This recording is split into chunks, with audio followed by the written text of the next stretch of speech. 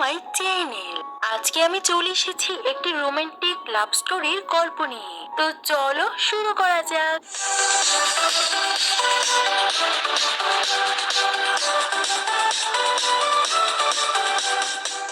ড্রামার শুরুতে আমরা এই ড্রামার ফ্যামিলির রংকে দেখতে পাই। সে ডাক্তারের কাছে গিয়েছিল। ডক্টর বলে, তুমি কি জানো না যে ফার্স্ট টাইম কিভাবে ইন্টিমেট হতে হয়? এমনিতেও তোমার বয়স এত বেশি না, তোমার স্টামাকে আর ইনসিস্টাইনে কোনোই সমস্যা হয়নি। পরের বার তুমি তোমার বয়ফ্রেন্ডকে বলবে কেয়ারফুল ভাবে করার জন্য। প্রেসক্রিপশন দিয়ে বলে মেডিসিন গুলো সময় মতো খেয়েও।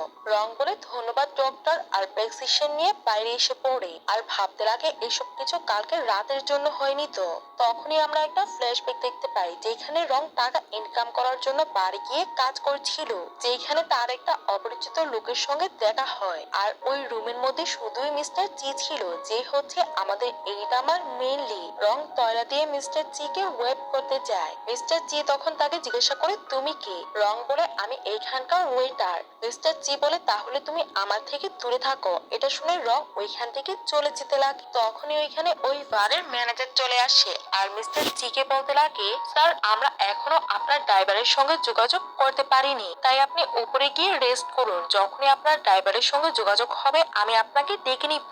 ম্যানেজার রংকে বলে মিস্টার জি কে তার রুমে নিয়ে যেতে, আর রং নিয়ে যেতে লাগে। রং বলে, স্যার আপনি ওয়েট করুন, আমি আপনার জন্য স্যুপ নিয়ে আসছি। তারপরে রং তয়লা নিয়ে এসে মিস্টার জি কে ক্লিন করতে লাগে। রং তাকে দেখে ভাবে কত হার্ড ওয়ার্কিং পারসন। তাকে দেখে তো মনে হচ্ছে না তার মধ্যে ইমোশন আছে, আর উনি এতগুলো ড্রিঙ্ক করেছে শুধু এন্টারটেনমেন্ট করার জন্য। রং তাকে হ্যাংওভার স্যুপ দিতে যায়, তখন মিস্টার জি ওই স্যুপটাকে নিচে ফেলে দেয় আর রঙের হাত ধরে বলে, আমি এতগুলো ওয়াইন এন্টারটেনমেন্টের জন্য খাইনি, আমি শুধু কম্পিটিশন করছিলাম, এই জন্য আমি খেয়েছি। মিস্টার জি তার হাত ধরে নেয়। রং বলে, প্লিজ আমার হাতটাকে ছাড়ুন। মিস্টার জি বলে, তোমার যেই কন্ডিশনে থাকবে আমি ফুলফিল করার জন্য তৈরি আছি। রং বলে, আমি এখানে আমাকে সেল করতে আসিনি। মিস্টার জি বলে, তোমার কত টাকা চাই? রং বলে, আমার 2 লাখ ইউয়ান চাই। মিস্টার জি এটাতে এগ্রি হয়ে যায় আর তারা দুজন নাইট স্পেন্ড করে। দুঃখিত, আমাকে এখানে একটি অ্যাড দিতে হচ্ছে। মেলবেন হচ্ছে সবচেয়ে বিশ্বস্ত বুক মেকার। জুভেন্টাস এবং লালিগার এই অ্যাপের official partner. Indian premier league শুরু হয়ে গিয়েছে এবং এটি সবচেয়ে বড় সুযোগ আপনার প্রিয় দলকে সমর্থন করা। এই অ্যাপে আপনি cricket, football, tennis live match দেখতে এবং তাদের স্কোর ভবিষ্যৎবাণী করে অর্থ উপার্জন করতে পারবেন। সেই সাথে বিএমডব্লিউ গাড়ি, আইফোন, ল্যাপটপ এবং আরো অনেক নগদ পুরস্কার জেতার সুযোগ রয়েছে। এই অ্যাপটিতে আপনি ক্রাশ, কিস্টার, আন্ডার এন্ড ওভার 21 ইত্যাদি গেম খেলে সহজেই আয় করতে পারবেন। সাইন আপ করার সময় আমার প্রোমো কোড সামিয়াটো ব্যবহার করে আপনার প্রথম ডিপোজিটে $130 পর্যন্ত পান। আপনি বিকাশ, নগদ, ব্যাংক, ক্রিপ্টো, পেপাল এবং অন্যান্য সহজ পদ্ধতির মাধ্যমে সহজেই আপনার জেতা টাকা তুলতে পারবেন। এখানে আপনি 24 ঘন্টা 7 দিন গ্রাহক সহায়তা পাবেন। তাই এখনই পিন কমেন্টের লিংক ব্যবহার করে রেজিস্ট্রেশন করুন অথবা গুগলে মেলবেট সার্চ করে রেজিস্ট্রেশন করুন। আর হ্যাঁ, রেজিস্ট্রেশন করার সময় আমার প্রোমো কোড সামিয়াটো ব্যবহার করে প্রথমবার ডিপোজিটে $130 পর্যন্ত পান। আমি বলিনি আপনারা এই সাইটে ইনভেস্ট করুন, আর যদি করতে চান নিজ দায়িত্বে করুন। তারপরে আমরা প্রেজেন্টের সিন দেখতে পাই যেখানে রঙের কাছে 3 লাখ ইউয়ানের মেসেজ আসে। রং ভাবে 1 মিলিয়ন টাকা বেশি দিয়ে দিয়েছে, আমাকে ওনাকে এটা রিটার্ন করতে হবে। আর সে মেডিসিন স্টোরে এসে অ্যাবর্শন পিল নেয়। যখন সে বাইরে আসে তখনই তার কাছে গ্র্যান্ডমা কল করে, আর তুমি যদি তোমার মায়ের সেমেটারি কিনতে চাও তাহলে আঙ্কেলের সাথে এসে কথা বলো। রং হ্যাঁ বলে কলটাকে রেখে দেয় আর ভাবতে লাগে সেমেটারি কস্ট 2 মিলিয়ন আর আমাকে তাকে 1 মিলিয়ন টাকা রিটার্ন করতে হবে। তারপরে আমরা কিছুদিন পরে সিন দেখতে পাই রং ওই বারের মধ্যেই জব করছিল। তখন মিস্টার জিন তার কিছু ফ্রেন্ড নিয়ে ভিআইপি রুমের দিকে যেতে লাগে। রং ভাবে 1 সপ্তাহ পরে ফাইনালি উনি আজকে এসেছে, আজকে আমি ওনার এক্সট্রা টাকা ওনাকে দিয়ে দিব।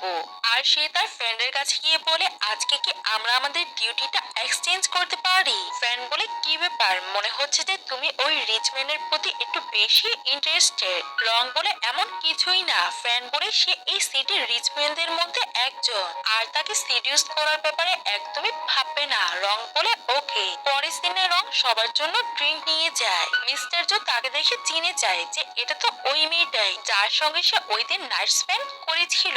রং ভাবে এখন ওনার সাথে ওনার সব ফ্রেন্ডরা বসে আছে, আমাকে ওনার সাথে একা কথা বলতে হবে, ততক্ষণ আমাকে ওয়েট করতে হবে। তখনই মিস্টার জিন তাকে ডেকে তার জায়গায় কার্ড খেলতে বসিয়ে সে ওইখান থেকে কথা বলার জন্য চলে যায়। রং কার্ড ফেলতে পারতো না, তাই সে হেরে যায় আর ভাবে $1900 এতগুলো টাকা আমি কিভাবে পে করব।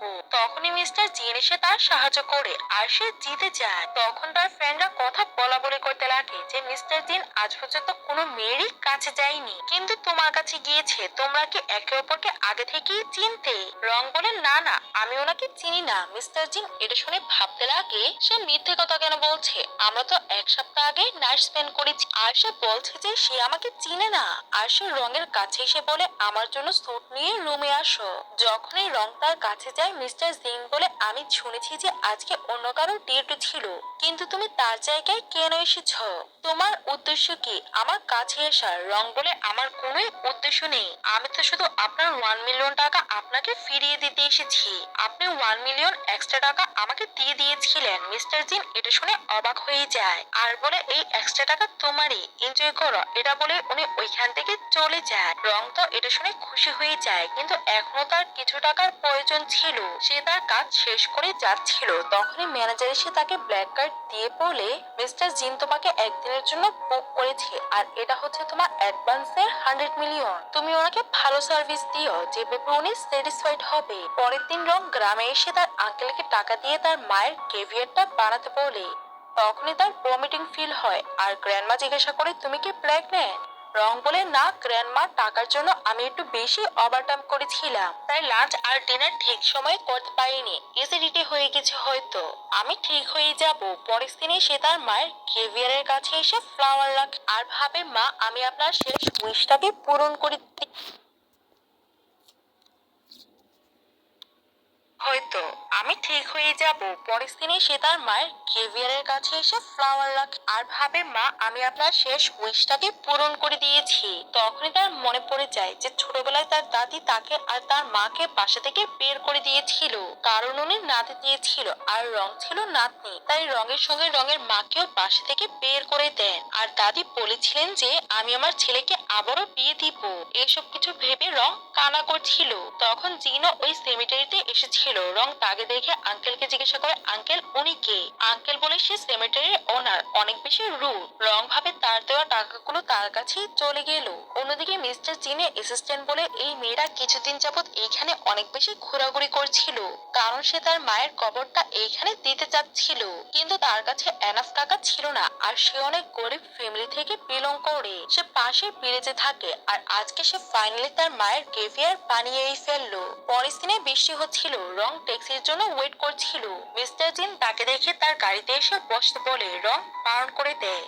মিস্টার জিন বলে আমি তোমাকে বাসার মধ্যে ড্রপ করে দিব। রং এসে গাড়ির মধ্যে বসে যায় আর ওনার গাড়িটা ময়লা করার জন্য ওনাকে সরি বলে। মিস্টার জিন তার থেকে অ্যাড্রেস চায়, রং তাকে বলে দেয়। বসে থাকতে থাকতে রঙের ঘুম পেয়ে যায় আর সে মিস্টার জিনের কাঁধের মধ্যে মাথা রেখে ঘুমিয়ে যায়। মিস্টার জিন তাকে জাগাতে চায়, কিন্তু সে তাকে এত ক্লোজ দেখে থেমে যায়। একটু পরে রং জেগে যায় আর মিস্টার জিনকে সরি বলে। পরের দিনে মিস্টার জিন তাকে ড্রপ করে চলে যায়। তখনই রঙের কাছে একটা কল আসে যে তাকে জবের মধ্যে সিলেক্ট করা হয়েছে, কালকে থেকে সে অফিসের মধ্যে জয়েন করতে পারবে। এটা শুনে রং অনেক বেশি খুশি হয়ে যায় আর ভাবে মা আজকে আমি সব খারাপ স্মৃতিগুলোকে ভুলে নতুন ভাবে শুরু করতে যাচ্ছি। তখন তার আবারও ভমিটিং ফিল হতে লাগে আর সে ভাবে আমি তো পিল খেয়ে নিয়েছিলাম, কিন্তু আমার এমন কেন মনে হচ্ছে, আমাকে আরো একবার ডক্টরকে চেক করাতে হবে। অন্যদিকে রঙের ফ্রেন্ড মিস্টার সিং আর তার ফ্রেন্ডগুলোকে ড্রিঙ্ক দিতে আসে। তখন ফ্রেন্ডগুলো রঙের ব্যাপারে জিজ্ঞাসা করতে লাগে। ফ্রেন্ড বলে সে আজকে ছুটি নিয়েছে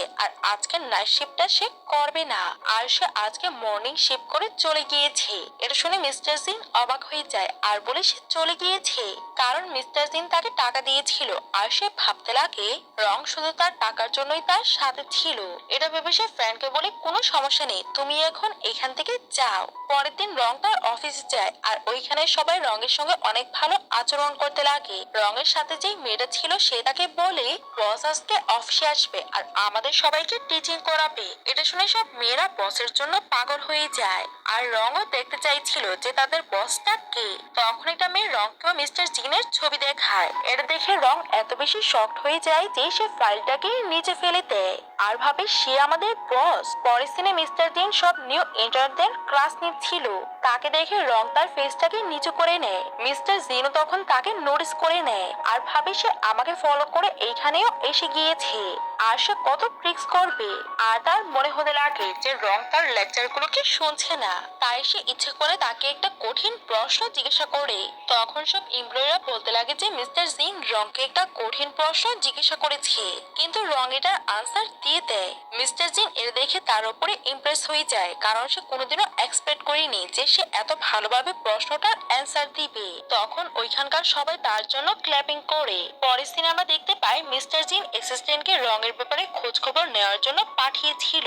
অ্যাসিস্ট্যান্ট এসে বলে মিস্টার জিন সে একটা সাধারণ মেয়ে আর তার ইন্টারভিউ সব থেকে ভালো ছিল, তাই তাকে জয়েন দেওয়ার জন্য কোম্পানি থেকে কল যায়। অ্যাসিস্ট্যান্টে যাওয়ার পরে মিস্টার জিন ভাবতে লাগে আমাদের দুজনের দেখা হওয়া শুধু একটা কোইন্সিডেন্স, হয়তো আমি তাকে ভুল ভেবেছি। তখনই তার কাছে গ্র্যান্ডপার কল আসে আর বলে তুমি কি বিয়ে করবে নাকি আমার মৃত্যুর পরে বিয়ে করবে। মিস্টার জিন বলে আপনি এসব কি কথা বলছেন, আমি একটু বিজি। গ্র্যান্ডপা বলে আমি কিছুই জানি না, আমি তোমার জন্য একটা মেয়েকে সিলেক্ট করেছি, তুমি তাড়াতাড়ি করে বাসায় এসে তাকে দেখো। মিস্টার জিন বলে এখন না, আমার অফিসে অনেকগুলো কাজ আছে। গ্র্যান্ডপা বলে আমি এসব কিছুর ব্যাপারে কিছুই জানি না, তুমি তাড়াতাড়ি করে এসে তাকে দেখো। আর কলটাকে রেখে দেয়। অন্যদিকে লাঞ্চের সময় রঙের আবারও ভমিটিং ফিল হয়। তখন তার কলিগরা তাকে জিজ্ঞাসা করতে লাগে যে তুমি কি প্রেগনেন্ট। রং বলে না, আমার হয়তো অ্যাসিডিটি হয়ে গেছে, ওষুধ খেলেই ঠিক হয়ে যাবে। অফিস থেকে ফেরার সময় সে মেডিসিন কিনতে লাগে। তখন সে নোটিস করে যে মেয়েটা যে তাকে ওষুধটা দিয়েছে এটা টেস্ট এক্সপায়ার হয়ে গেছে। তখন রং তাকে ধরে বলে আপনি যে আমাকে আগের বার ওষুধটা দিয়েছি